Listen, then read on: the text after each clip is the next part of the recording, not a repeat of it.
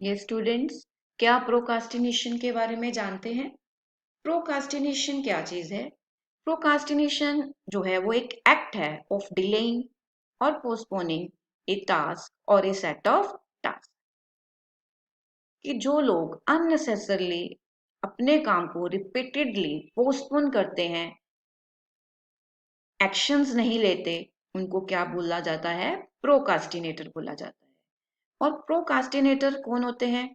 जो स्टूडेंट्स होते हैं या एम्प्लॉइज होते हैं, जो अननेसेसरली अपने काम को पोस्टपोन करते रहते हैं जब तक उनके पास डेडलाइन नहीं होती।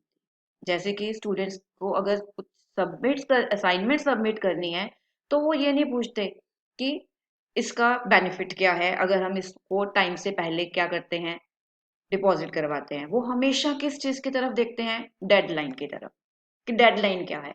ऐसे ही एम्प्लॉइज जो हैं वो भी प्रोकास्टिनेटर का शिकार होते हैं, जो जब तक उनका बॉस उनको डेडलाइन नहीं देता वो अपना काम नहीं करते।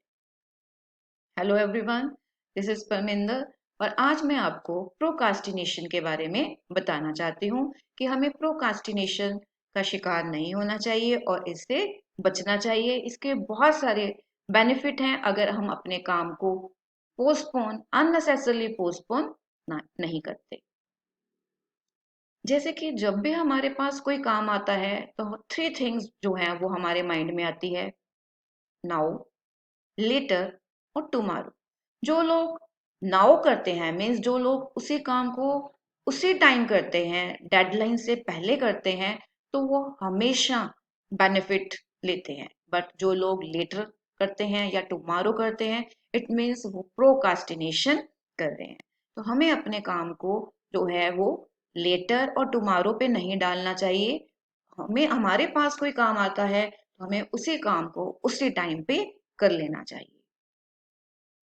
जैसे कि हम अपनी बॉडी को फिट कर रखने के लिए फ्रूट्स और वेजिटेबल तो कंज्यूम करते हैं, लेकिन ये जो हमारा माइंड है, ठीक है, उसको हम कुछ फीड नहीं करते। तो उसके लिए हमें अच्छी अच्छी बुक्स पढ़नी चाहिए, या हमारे पास कुछ मेंटर होने चाहिए जो हमें ये बता सकें कि हमें अपने काम को अननेसेसरी डिले नहीं करना चाहिए, क्योंकि अननेसेसरी डिले करेंगे तो हम रिवार्ड्स नहीं ले सकेंगे।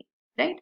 तो फिजिकल बॉडी को फिट रखने के लिए फ्रूट्स और वेजिटेबल्स जो हैं वो बहुत हेल्प करते हैं, लेकिन इस माइंड को जो है, जो बहुत, जिसको मेंटल डाइट बोलते हैं, वो बहुत ज़रूरी है। और हमें पता होना चाहिए कि हम अपने काम को अगर टाल रहे हैं तो हम प्रोकास्टिनेशन कर रहे हैं, जो कि हमें नहीं करनी चाहिए।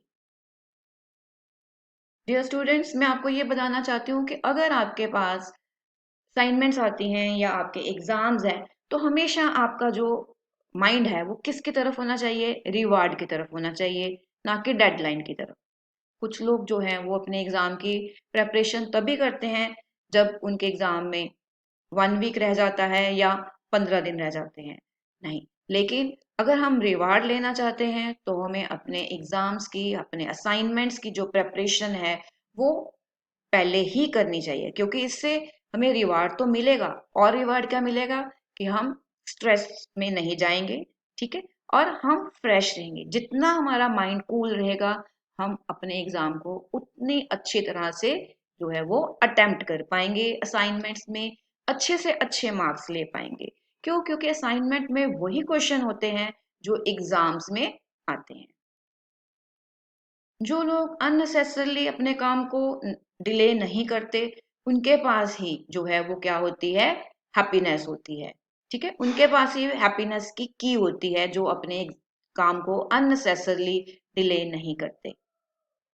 सो आई होप कि आपको प्रोकास्टिनेशन के बारे में पता चल गया होगा कि अगर आपके पास कोई काम है, उसको अननेसेसरी डिले नहीं करना, अपनी हैबिट नाउ के ऊपर रखनी है रादर देन लेटर के ऊपर। राइट? तो अगर आप स्टूडेंट हैं या आप एम्प्लॉय हैं, तो हमेशा आपका जो माइंड है वो नाउ के ऊपर होना चाहिए।